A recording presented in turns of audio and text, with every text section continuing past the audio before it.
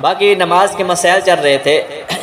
جب کوئی آدمی آتا ہے، آگے جماعت کھڑی ہوتی ہے، یا تو وہ امام صاحب قیام میں ہوں گے، قرات کر رہے ہوں گے، تو جب وہ آ کے جماعت کے ساتھ ملے گا تو اب وہ اللہ اکبر کہہ کے ہاتھ باندھ لے گا، اس کے علاوہ اور کچھ نہیں پڑھے گا۔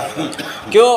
سبحانک اللہم پڑھنا یہ مستحب ہے، سنت عمل ہے، اور جب امام صاحب قرات کر رہے ہوتے ہیں، قرآن پڑھ رہے ہوتے ہیں نماز میں، تو اس کا سننا یہ واجب ہے۔ یہ قرآن کی آیت سے یہ ثابت ہے کہ جب قرآن پڑھا جا رہا ہو تو اس کو توجہ سے سنو۔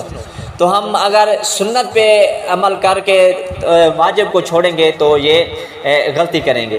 تو اس وقت تو ہم آ کے امام کے ساتھ کھڑے ہو جائیں گے، صرف اللہ اکبر کہہ کے ہاتھ باندھ لیں گے اور قرات سنیں گے۔ اگر ہم آتے ہیں اس حالت میں کہ امام صاحب رکوع میں ہوتے ہیں، تو اس وقت ہم رکوع میں اگر اس حالت میں مل گئے کہ ہم رکوع میں بالکل چلے گئے، جو رکوع کی اصلی حالت ہے اس حالت کو پہنچ گئے، اور اس کے بعد امام صاحب نے اللہ اکبر کہا ہے، تو ہم اس رکعت میں شامل ہو جائیں گے، شریک ہو جائیں گے۔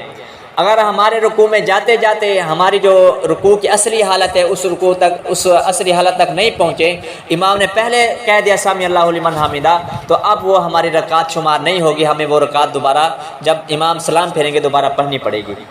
یا اب اس حالت میں آتے ہیں کہ امام صاحب اتحیات میں ہوتے ہیں، تشہد میں ہوتے ہیں، اتحیات پڑھ رہے ہوتے ہیں، ہم آ کے اتحیات میں ملتے ہیں، بیٹھتے ہیں۔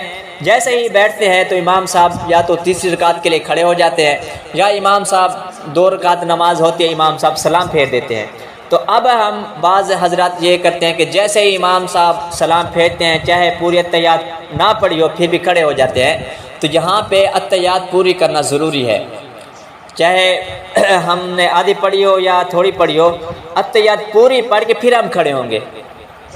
تو پھر امام صاحب اللہ اکبر کہہ کے تیسری رکعت کے لیے کھڑے ہوں گے، ہم بیٹھے رہیں گے، اتحیات پڑھیں گے پوری کر کے پھر ہم کھڑے ہوں گے تیسری رکعت کے لیے، امام کے ساتھ ملیں گے۔